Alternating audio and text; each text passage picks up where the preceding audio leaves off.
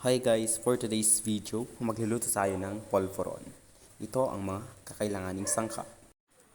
Harina, melted margarine or pwede ring butter, powdered milk, and sugar. Sa medium low heat na apoy, lutuin natin ang harina. Ang ginamit ko pala ditong harina ay corn flour.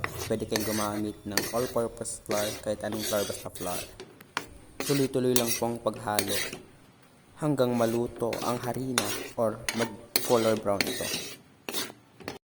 Luto na nga yung harina, pwede na nating ilagay yung powdered milk at sugar at halo-haloin ito hanggang mag-well combine.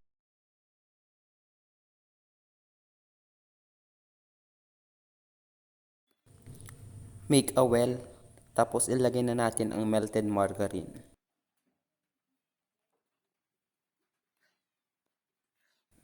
Halo-haloin ito hanggang maging ganito yung consistency.